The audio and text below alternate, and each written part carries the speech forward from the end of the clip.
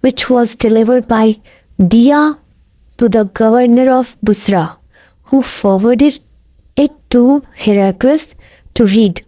The contents of the letter was as follows. In the name of Allah, the Beneficent, the Merciful. This letter is from Muhammad sallallahu alaihi wasallam, the slave of Allah and his apostle, to Heraclius, the ruler of Byzantine. Peace be upon him who follows the right path. Furthermore, I invite you to Islam, and if you become a Muslim, you will be safe, and Allah will double your reward. If you reject this invitation of Islam, you will be committing a sin of heresy. Means, your people, O people of Scripture, come to a word common to you and us, that we worship none but Allah, and that we associate nothing in worship with Him, and that none of us shall take others as lords beside Allah. Then, if they turn away, say, bear witness that we are Muslims, those who have surrendered to Allah. Abu Sufyan then added, when Heraclius had finished his speech, he had read the letter. There was a great hue and cry in the royal court. So we were turned out of the court. I told my companions that the question of Ibn Abi Habasha, the Prophet Muhammad sallallahu alaihi wasallam, has become so prominent that even the king of Byzantine is afraid of him. Then I started to become sure that the Prophet would be the conqueror in the near future till I embrace Islam.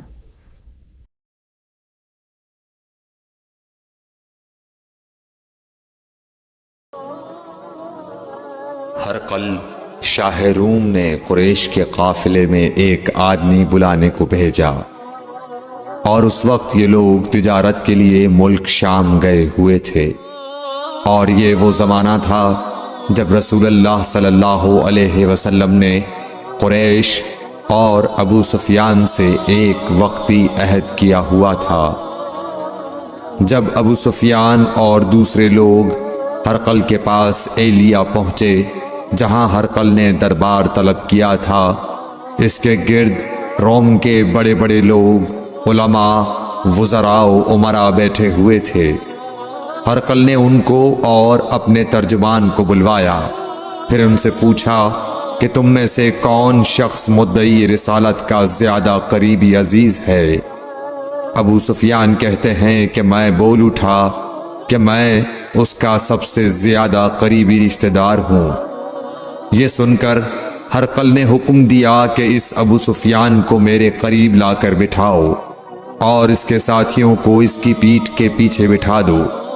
پھر اپنے ترجمان سے کہا کہ ان لوگوں سے کہہ دو کہ میں ابو سفیان سے اس شخص یعنی محمد صلی اللہ علیہ وسلم کے حالات پوچھتا ہوں، اگر یہ مجھ سے کسی بات میں جھوٹ بول دے تو تم اس کا جھوٹ ظاہر کر دینا۔ ابو سفیان کا قول ہے کہ خدا کی قسم، اگر مجھے یہ غیرت نہ آتی کہ یہ لوگ مجھ کو جھٹلائیں گے تو میں آپ صلی اللہ علیہ وسلم کی نسبت ضرور غلط گوئی سے کام لیتا۔ خیر، پہلی بات جو ہرقل نے مجھ سے پوچھی وہ یہ کہ اس شخص کا خاندان تم لوگوں میں کیسا ہے؟ میں نے کہا وہ تو بڑے اونچے عالی نسب والے ہیں۔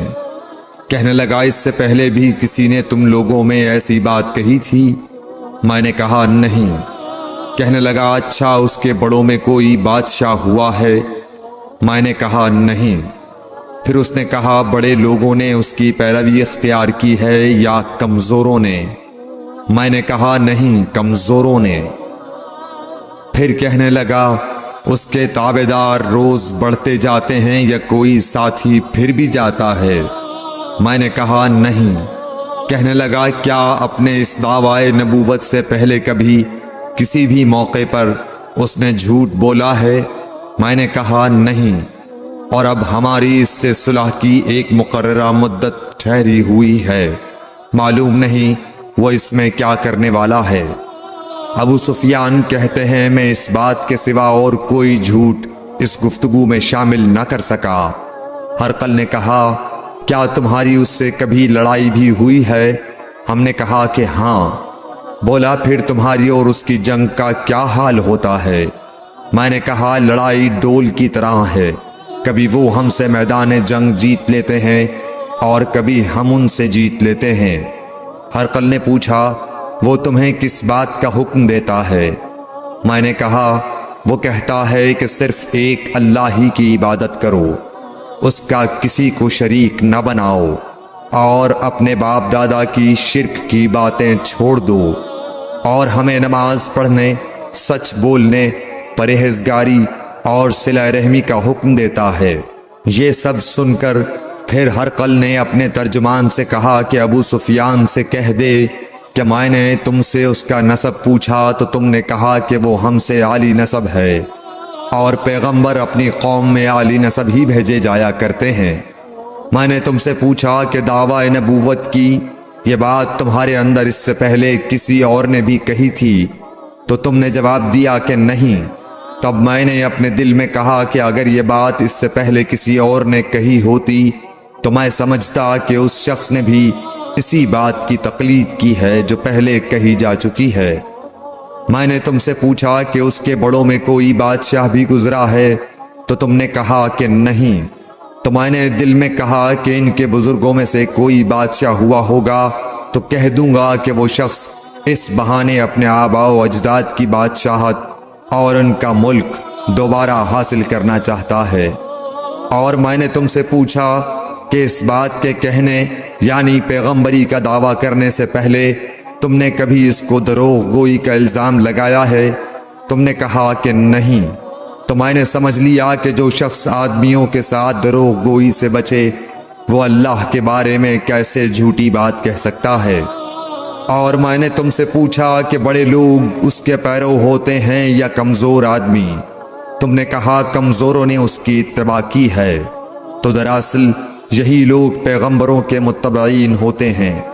اور میں نے تم سے پوچھا کہ اس کے ساتھی بڑھ رہے ہیں یا کم ہو رہے ہیں؟ تم نے کہا کہ وہ بڑھ رہے ہیں، اور ایمان کی کیفیت یہی ہوتی ہے حتیٰ کہ وہ کامل ہو جاتا ہے۔ اور میں نے تم سے پوچھا کہ آیا کوئی شخص اس کے دین سے ناخوش ہو کر مرتد بھی ہو جاتا ہے؟ تم نے کہا نہیں۔ تو ایمان کی خاصیت بھی یہی ہے، جن کے دلوں میں اس کی مسرت رچ بس جائے وہ اس سے لوٹا نہیں کرتے۔ اور میں نے تم سے پوچھا کہ آیا وہ کبھی عہد شکنی کرتے ہیں؟ تم نے کہا نہیں۔ پیغمبروں کا یہی حال ہوتا ہے، وہ عہد کی خلاف ورزی نہیں کرتے۔ اور میں نے تم سے کہا کہ وہ تم سے کس چیز کے لیے کہتے ہیں؟ تم نے کہا کہ وہ ہمیں حکم دیتے ہیں کہ اللہ کی عبادت کرو، اس کے ساتھ کسی کو شریک نہ ٹھہراؤ، اور تمہیں بتوں کی پرستش سے روکتے ہیں، سچ بولنے اور پرہیزگاری کا حکم دیتے ہیں۔ لہٰذا اگر یہ باتیں جو تم کہہ رہے ہو سچ ہیں تو ان قریب وہ اس جگہ کا مالک ہو جائے گا کہ جہاں میرے یہ دونوں پاؤں ہیں۔ مجھے معلوم تھا کہ وہ پیغمبر آنے والا ہے، مگر مجھے یہ معلوم نہیں تھا کہ وہ تمہارے اندر ہوگا۔ اگر میں جانتا کہ اس تک پہنچ سکوں گا تو اس سے ملنے کے لیے ہر تکلیف گوارا کرتا۔ اگر میں اس کے پاس ہوتا تو اس کے پاؤں دھوتا۔ ہرقل نے رسول اللہ صلی اللہ علیہ وسلم کا وہ خط منگایا جو آپ نے وہیہ کلبی رضی اللہ تعالیٰ عنہ کے ذریعے حاکم بصرہ کے پاس بھیجا تھا، اور اس نے وہ ہرقل کے پاس بھیج دیا تھا۔ پھر اس کو پڑھا تو اس میں لکھا تھا، اللہ کے نام کے ساتھ جو نہایت مہربان اور رحم والا ہے۔ اللہ کے بندے اور اس کے پیغمبر محمد صلی اللہ علیہ وسلم کی طرف سے یہ خط ہے شاہ روم کے لیے۔ اس شخص پر سلام ہو جو ہدایت کی پیروی کرے۔ اس کے بعد میں آپ کے سامنے دعوت اسلام پیش کرتا ہوں۔ اگر آپ اسلام لے آئیں گے تو دین و دنیا میں سلامتی نصیب ہوگی، اللہ آپ کو دوہرا ثواب دے گا، اور اگر آپ میری دعوت سے روگردانی کریں گے تو آپ کی رعایا کا گناہ بھی آپ ہی پر ہوگا۔ اور اے اہل کتاب، ایک ایسی بات پر آ جاؤ جو ہمارے اور تمہارے درمیان یکساں ہے، وہ یہ کہ ہم اللہ کے سوا کسی کی عبادت نہ کریں اور کسی کو اس کا شریک نہ ٹھہرائیں، اور نہ ہم میں سے کوئی کسی کو خدا کے سوا اپنا رب بنائے۔ پھر اگر وہ اہل کتاب اس کتاب سے منہ پھیر لیں تو مسلمانوں، تم ان سے کہہ دو کہ تم مانو یا نہ مانو، ہم ایک خدا کے اطاعت گزار ہیں۔ ابو سفیان کہتے ہیں، جب ہرقل نے جو کچھ کہنا تھا کہہ دیا اور خط پڑھ کر فارغ ہوا تو اس کے ارد گرد بہت شور و غوغا ہوا، بہت سی آوازیں اٹھیں اور ہمیں باہر نکال دیا گیا۔ تب میں نے اپنے ساتھیوں سے کہا کہ ابو کبشہ کے بیٹے حضرت صلی اللہ علیہ وسلم کا معاملہ تو بہت بڑھ گیا۔ دیکھو تو اس سے بنی اصفر روم کا بادشاہ بھی ڈرتا ہے۔ مجھے اس وقت سے اس بات کا یقین ہو گیا کہ حضور صلی اللہ علیہ وسلم ان قریب غالب ہو کر رہیں گے، حتیٰ کہ اللہ نے مجھے مسلمان کر دیا۔ راوی کا بیان ہے کہ ابن ناطور ایلیا کا حاکم ہرقل کا مصاحب اور شام کے نصارہ کا لاٹ پادری بیان کرتا تھا کہ ہرقل جب ایلیا آیا ایک دن صبح کو پریشان اٹھا تو اس کے درباریوں نے دریافت کیا کہ آج ہم آپ کی حالت بدلی ہوئی پاتے ہیں، کیا وجہ ہے؟ ابن ناطور کا بیان ہے کہ ہرقل نجومی تھا، علم نجوم میں وہ پوری مہارت رکھتا تھا۔ اس نے اپنے ہم نشینوں کو بتایا کہ میں نے آج رات ستاروں پر نظر ڈالی تو دیکھا کہ ختنہ کرنے والوں کا بادشاہ ہمارے ملک پر غالب آ گیا ہے۔ بھلا اس زمانے میں کون لوگ ختنہ کرتے ہیں؟ انہوں نے کہا کہ یہود کے سوا کوئی ختنہ نہیں کرتا، سو ان کی وجہ سے پریشان نہ ہوں۔ سلطنت کے تمام شہروں میں یہ حکم لکھ بھیجیے کہ وہاں جتنے یہودی ہوں سب قتل کر دیے جائیں۔ وہ لوگ انہی باتوں میں مشغول تھے کہ ہرقل کے پاس ایک آدمی لایا گیا جسے شاہ غسان نے بھیجا تھا۔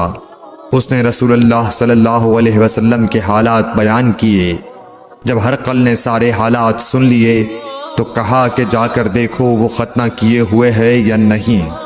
انہوں نے اسے دیکھا تو بتلایا کہ وہ ختنہ کیا ہوا ہے۔